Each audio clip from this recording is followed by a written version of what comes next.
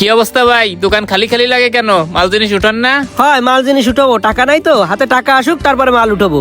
আপনাদের এই সমস্যা সমাধানের জন্য আমাদের হাউন সমবায় সমিতি আপনাদের পাশে আছে। আপনি চাইলে আমাদের সমিতি থেকে কিছু ঋণ নিয়ে এই ব্যবসাটা রানিং করতে পারেন। না না ভাই, এসব ঋণ নিলেই কিস্তিটা না আবার ঝামেলা। এমনি টাকা পয়সা নেই, দোকানে মাল উঠাতে পারতেছি না। আরে কিস্তিতে বেশি টাকা দেওয়া লাগবে না। 20,000 টাকা ঋণ নিলে আপনি প্রতি সপ্তাহে 440 টাকা দিলেই হবে। পারবেন না? কি কন, সপ্তাহে মাত্র 440 টাকা? ও তো কোনো ব্যাপার না, আমার তো প্রতিদিনই 1000-1200 বিক্রি হয়। ঠিক আছে, তাহলে আমি ওই 20,000 টাকাই নিবানি। আচ্ছা ঠিক আছে, তাহলে এখন 200 টাকা দেন 200 টাকা কিসে? সদস্য ফরমের জন্য, আর আপনার প্রয়োজনীয় কাগজপাতিগুলো কালকে দোকানে এনে রেখেন। আচ্ছা ঠিক আছে, এই নেন। আচ্ছা তাহলে আপনার লোন কালকেই দিয়ে যাবানি। আচ্ছা মনে রাখেন, ঠিক তাহলে আছে। আমি গেলাম। যাক, 20,000 টাকা দিলে দোকানে মাল উঠাতে পারবানি। এই যে ভাই দাঁড়ান, সামনে ওই মোড়ে সারের দোকান আপনার না?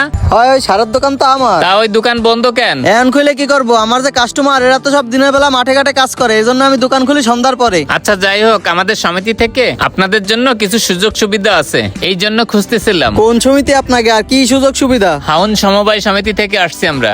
আপনারা যাতে ব্যবসা বাণিজ্য সচ্ছলভাবে করতে পারেন, এজন্য আমরা 20,000 টাকা থেকে 1 লক্ষ টাকা পর্যন্ত লোন দিয়ে থাকি। দূর মিয়া, আমারে কি বলত পাইছেন? আপনাকে সমিতিতে লোন দিয়ে ওয়াজিবাইয়ের ব্যবসার পাইন্ডা মারছেন। আমি কিন্তু সবকিছুই শুনছি।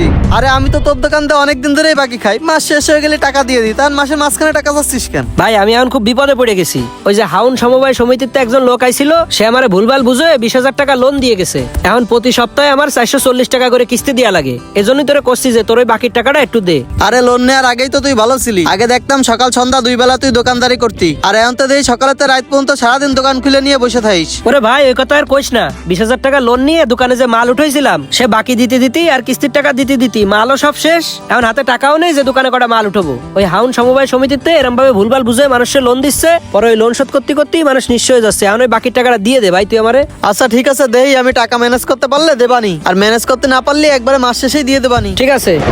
আপনারা এইভাবে ভালো কথা কয়ে মানুষকে লোন দিচ্ছেন, পরে তারা কিস্তি টানতে টানতে নিঃস্ব হয়ে যাচ্ছে, অনেকের আবার ব্যবসার বাস হয়ে যাচ্ছে। ভাই আপনি ভুল বুঝতেছেন, আমরা বেশি টাকা কিস্তি নিই না। 20,000 টাকা লোন দিলে সপ্তাহে 440 টাকা কিস্তি নেই। 52 সপ্তাহ কিস্তি দিলে তার লেনদেন সব ক্লিয়ার। ওরে ভাই, আমার অত বুঝায় লাভ নাই, আমি দরকার হয় না খায় থাকবো, তাও আপনাকে ওই হাউন সমিতিতে লোন নেবো না। শোনেন, আমাদের সমিতিতে লোন নিয়ে অনেক মানুষ স্বাবলম্বী হয়েছে। এখন যদি আপনি স্বাবলম্বী হতে না চান, সেটা তো আপনার ব্যাপার, আমার তো করার কিছু নাই। গেলাম আমি। নিজের ভালো পাগলেও বোঝে। আইসে আমার ভালো বুঝতি, ওই হারামের টাকা দিয়ে আমার স্বাবলম্বী হওয়ার দরকার নাই। আমি এখন যেরকম আছি ভালো আছি। এ ভাই, এই আপনি কি শুরু করছেন এগুলা? কই, আমি কি শুরু করেছি? আপনি যে 2 সপ্তাহ কিস্তি দেন না, আমি কি কিছু বলছি আপনারে? না, কিছু তো বলেননি। তা কি হয়েছে? আপনি মানুষের বলে বেড়াচ্ছেন আমার কাছ থেকে কিস্তি নিয়ে নাকি আপনার বাস হয়ে গেছে, এগুলো বলে বেড়াচ্ছেন কেন? তা ঠিক কথাই তো কইছি। আমি কি লোন নিতে চাইছিলাম? আপনি তো আমারে ভুলভাল বুঝে লোন দিয়ে দিছেন। এরপর আমি লোন শোধ করতে পারতেছি না, এখন আমি দোকানেও মাল উঠাতে পারতেছি না। আরে আপনাদের সুবিধার জন্যই তো আমরা আপনাদের লোন দিছি, এখন আমাদের দোষ দিচ্ছেন কেন? শোনেন, আপনারা আমাকে সুবিধার জন্য কোনো লোন দেননি, আপনারা আপনাকে ব্যবসার জন্যই আমাকে লোন দিছেন। আপনাকে তার দিয়ে লোন নিয়ে আমার ব্যবসার আরো বাস হয়ে গেছে। যে কয় টাকার মাল উঠেছিলাম লোন নিয়ে, সেই মাল তো সব বেশিরভাগ বাকিতে বিক্রি হয়েছে, আর বাকির টাকাও সবাই ঠিকভাবে দিচ্ছে না। এজন্য আপনাকে কিস্তির টাকাও দিতে পারতেছি না, দোকানে আবার মালও উঠাতে পারতেছি না। আপনারা এই কিস্তি দিয়ে আমার বিপদে ফেলায় দিছেন। আচ্ছা ঠিক আছে, তাড়াতাড়ি কিস্তি দিয়ে দিয়েন।